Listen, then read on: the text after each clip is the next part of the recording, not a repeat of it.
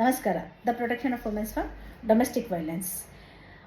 ಈ ಒಂದು ಕಾನೂನು ಅಡಿಯಲ್ಲಿ ಮದುವೆ ಆದ ಹೆಣ್ಣು ಎಷ್ಟು ವರ್ಷದಲ್ಲಿ ನಾವು ಡೊಮೆಸ್ಟಿಕ್ ವೈಲೆನ್ಸ್ನ ಫೈಲ್ ಮಾಡ್ಬೋದು? ಮದುವೆ ಆದ ಮೊದಲನೇ ದಿನದಿಂದ ಹಿಡಿದು 10 ಆಗಿರ್ಬೋದು, 15 ವರ್ಷ ಆಗಿರ್ಬೋದು, 30 ಆಗಿರ್ಬೋದು, 40 ವರ್ಷ ಆಗಿರ್ಬೋದು, ಕೇಸ್ನ ನಾವು ಫೈಲ್ ಮಾಡ್ಬೋದು.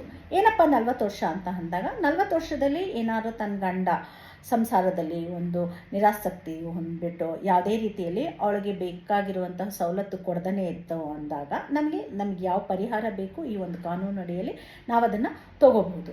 ಇನ್ನೊಂದು ಉದಾಹರಣೆ ಹೇಳ್ತೀನಿ. ಮದುವೆ ಆಗಿ ಒಂದು 10-15 ವರ್ಷ ಆಗಿರುತ್ತೆ. ಗಂಡ ಹೆಂಡತಿ ಚೆನ್ನಾಗೇ ಇರ್ತಾರೆ. ಇದ್ದಕ್ಕಿದ್ದಂಗೆ ತನ್ನ ಗಂಡನ ವರ್ತನೆ ಬದಲಾಗುತ್ತೆ.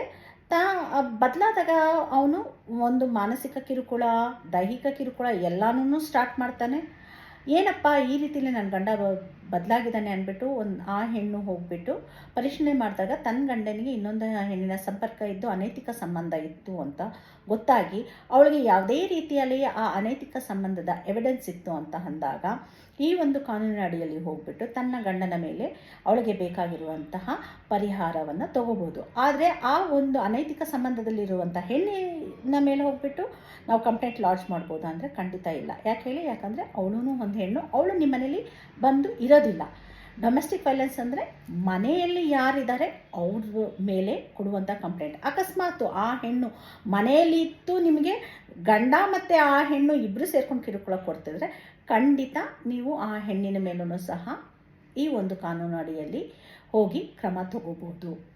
ಸೊ ಡೊಮೆಸ್ಟಿಕ್ ವೈಲೆನ್ಸ್ ಅಂದರೆ ಮನೆಯಲ್ಲಿ ನಡೆಯುವಂತಹ ಕಿರುಕುಳ, ಕೌಟುಂಬಿಕ ಕಲಹ, ಇದಕ್ಕೆ ಡೊಮೆಸ್ಟಿಕ್ ವೈಲೆನ್ಸ್ ಅಂತ ಇರುತ್ತೆ. ಸೊ ಎಷ್ಟೊಂದು ರಕ್ಷಣೆಗಳಿದೆ.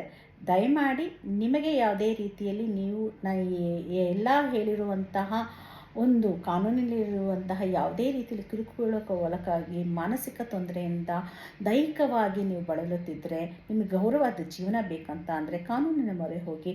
ಕಾನೂನು ನಿಮಗೆ ಖಂಡಿತ ರಕ್ಷಣೆ ಮಾಡುತ್ತೆ. Thank you. ನಮಸ್ತೆ.